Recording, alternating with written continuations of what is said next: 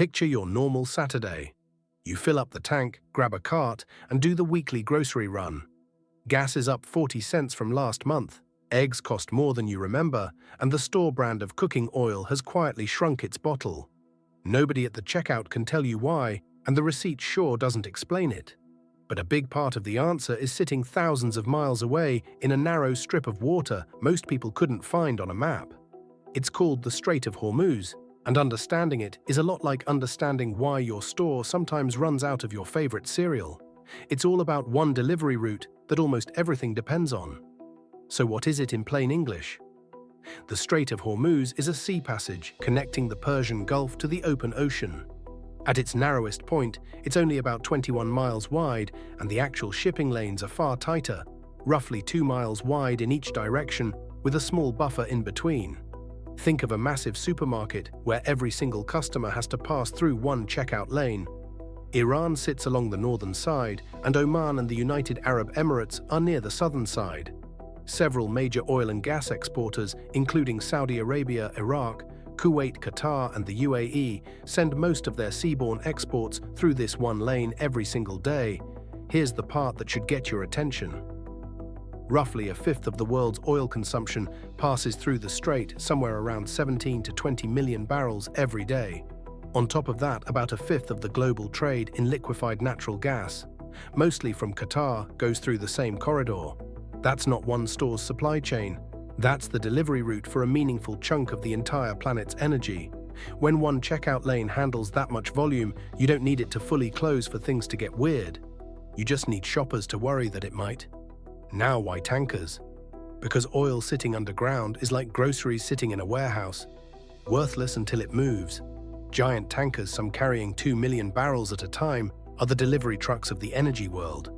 Yes, there are a couple of pipelines that bypass the strait, one across Saudi Arabia to the Red Sea, and one across the UAE to the port of Fujairah, but together they can only carry a fraction of what the ships move.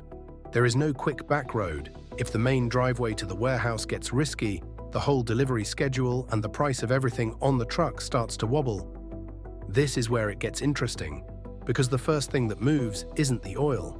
It's the paperwork. Ships are insured, and when headlines get tense, insurers reprice the risk of sailing through the strait, sometimes within hours. War risk premiums can jump from a small fraction of a percent of a ship's value to something that makes shipping companies sweat. Some crews demand higher pay. Some owners reroute or pause, and freight rates climb. None of this requires a single barrel to go missing. It's the equivalent of your store adding a delivery surcharge because the truck driver heard the highway might be dangerous. You pay for the fear before you ever feel the shortage. So how does a conflict headline become your receipt? It starts with crude oil benchmarks, which are priced by traders, reacting to risk in real time. Crude jumps on a scary headline, and gasoline follows within days or weeks. But for your grocery bill, diesel is the real villain. Nearly everything you buy rode on a truck, a tractor, or a cargo ship at some point.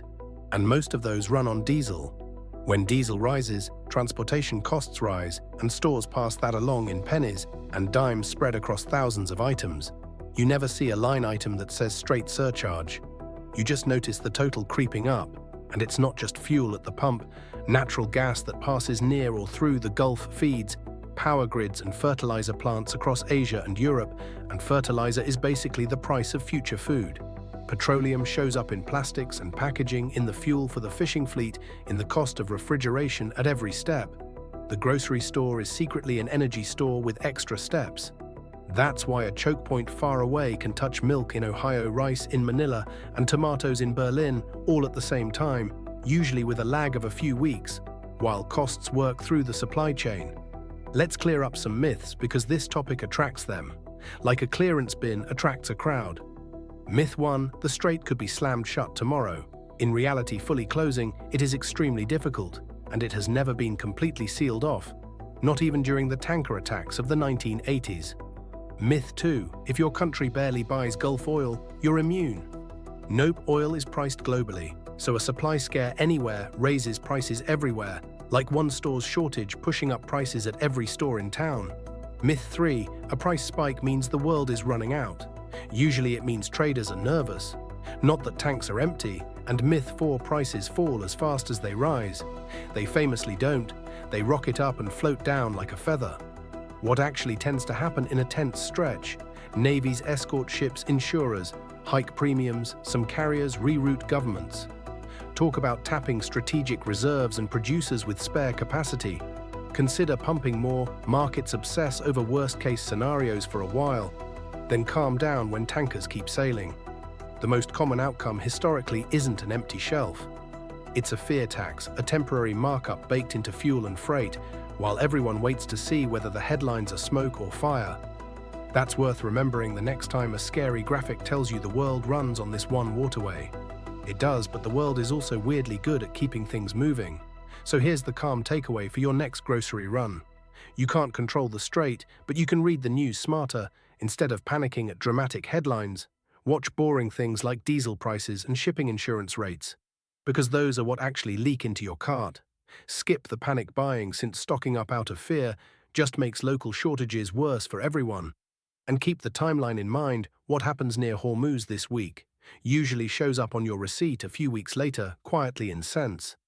Now I'm curious about your checkout lane. When prices climb where you live, what's the first item that tips you off the gas pump? The egg shelf or something totally unexpected? Drop it in the comments.